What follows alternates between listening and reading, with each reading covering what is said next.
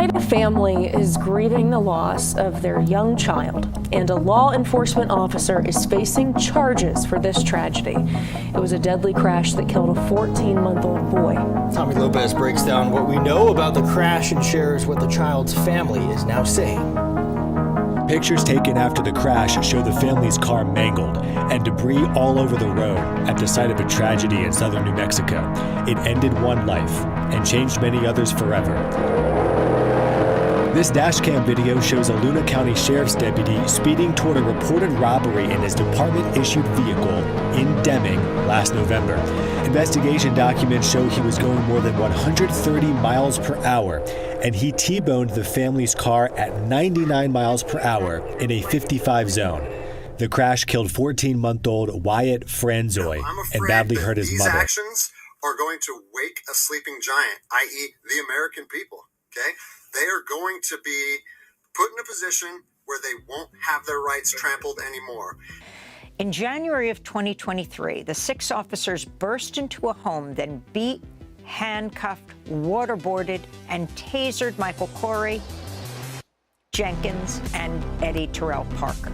The officers also sexually abused them with an object while shouting racial slurs. One of the officers put a gun in Jenkins' mouth for a mock execution and pulled the trigger.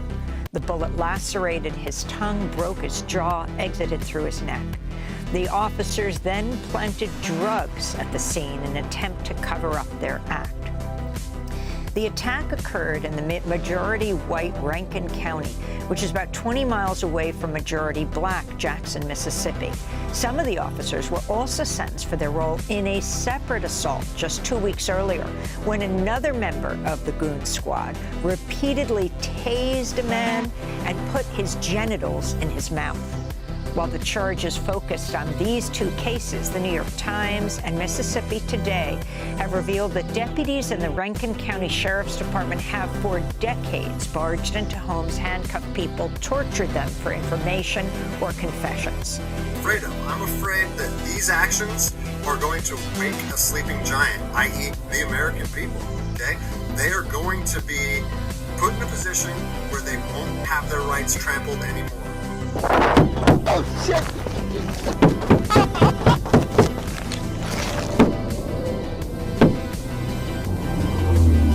You're going to be participating in criminal activities. We don't want you in this profession. Activities, we don't want you in this profession. Hello. Hey. Hey. All right, we may be 10-2, I don't know.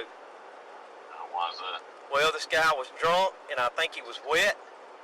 Yeah. And I beat the ever-living out of him, choked him and everything else trying to get him under control. And we finally got him in handcuffs when a third man got there. And the son of a was still fighting, and we were still wrestling with him, trying to hold him down. He was spitting blood everywhere. Yeah. And then all of a sudden, he just went limp. Damn. Yeah, I thought he was dead. We set him up real quick. He's on the ambulance en route to Glenwood, and I'm hauling ass trying to catch up to him. You think y'all got no body cam?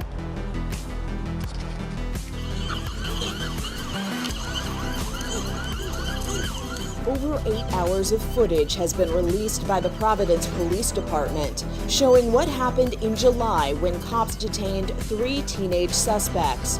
Several of the 41 videos now available for public viewing shows Officer Domingo Diaz allegedly punching an already restrained juvenile until he is pulled away by a fellow officer. Moans and crying can be heard on the video. After he is moved, Diaz walks back.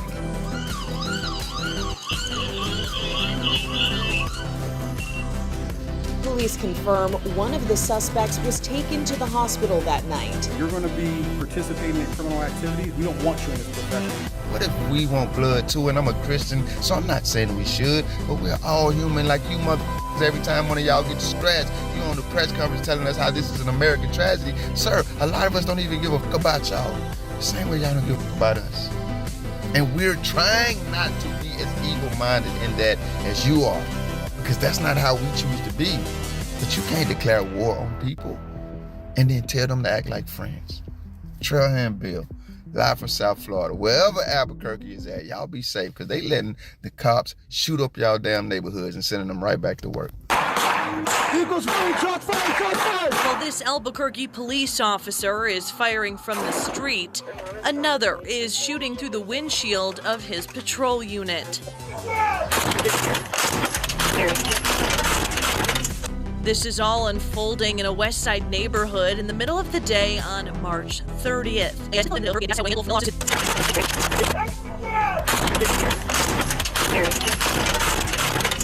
This is all unfolding in a West Side neighborhood in the middle of the day. Y'all ain't no judge, juries, and executioners, bruh. You got a warrant for somebody, you arrest them and take them to jail.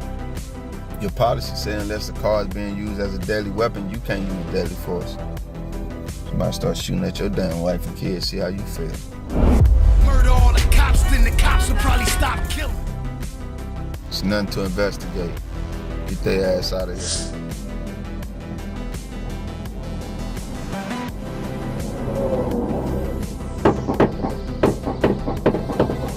Tonight, a North Hollywood business owner is outraged after an LAPD SWAT team trashed his business, and a judge ruled the city of LA won't have to pay a penny to clean it all up.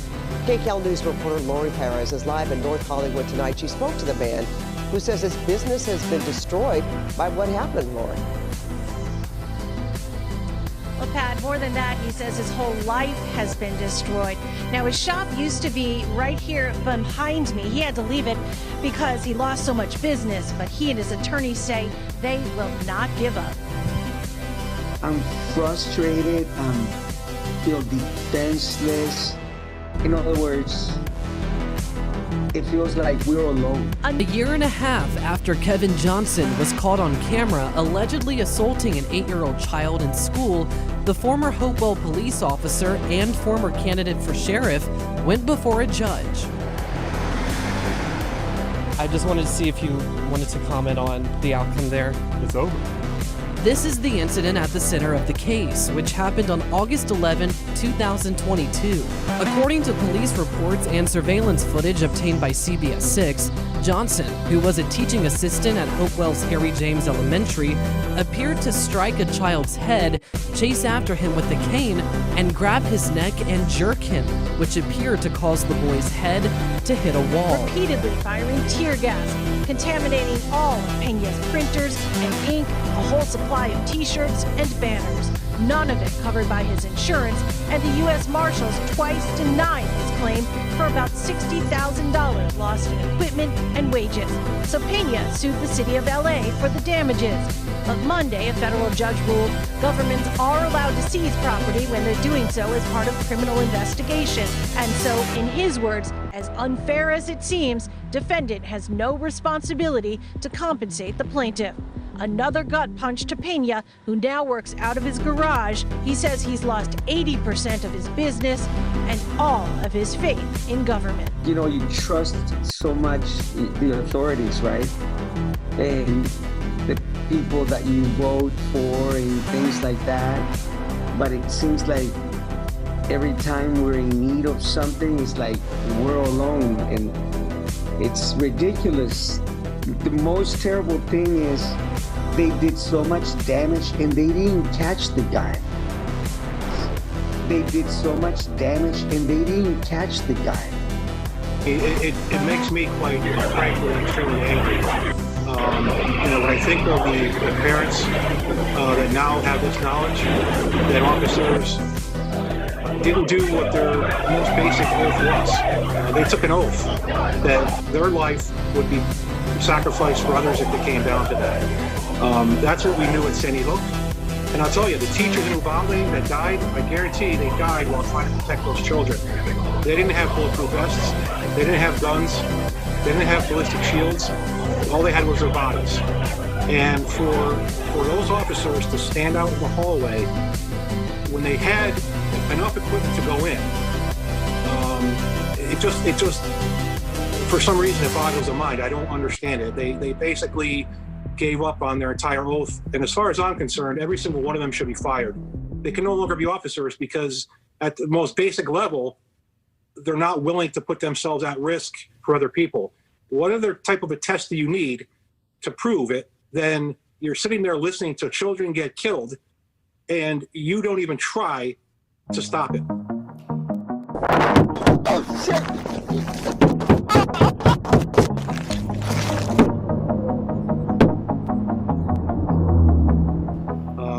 I don't understand it.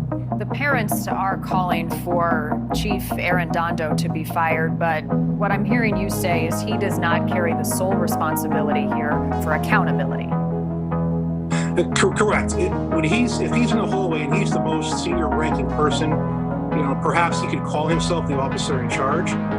But when you're part of that initial team to try to go in and take out an active shooter, there really is no rank. There's one mission, one goal, and everybody should have that same goal in mind.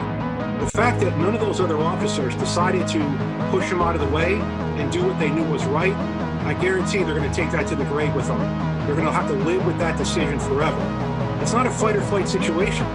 Like, I can understand that if in a heartbeat you get scared and you run away, but these officers had minutes, hours to decide whether or not they were going to try to put themselves in danger and perhaps get killed while trying to save a person's life, or to sit back, be safe, and let somebody else do it. And so at the most basic core, they were cowards, and all of them should be fired. Meanwhile, it was supposed to be a community barbecue after barrel that brought people together, but it ended in a fiery confrontation between the local police chief and an alderman, and it was all caught on video.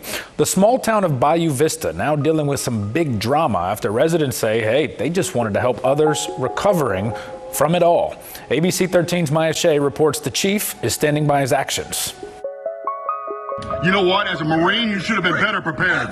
Jump in my see what happens. As a Marine, you should have been better prepared. As a Marine, you should have been better prepared. You don't come to me and tell me I'm a piece of for pointing out the truth. That's how the Sunday barbecue ended here in Bayou Vista, with Police Chief Jimmy Galang and resident Ray Stone going toe-to-toe. Chief of Police come and got into a citizen's face with a gun belt on, okay? I didn't react to him. I think the chief, and I think a lot of people in the city feel the chief should be removed. I will not back down. I stand by what I said. My boss gave me a directive and I went over there. What really has been pissing me off lately is the fact that these officers that are going out here and enforcing these tyrannical orders, what they're doing is they're making my job and my safety, or they're putting my job and my safety at risk. Because what you're doing is you're widening the gap between public trust and law enforcement officers. Yeah, that's my boy, nigga. We rep the same smart tech. You just got fucked up with him. Both y'all niggas gonna get clapped up when I get back. Both of y'all niggas. What did I do? It don't fucking matter. Yeah, well, aim high, Willis. Aim high. Please don't do this.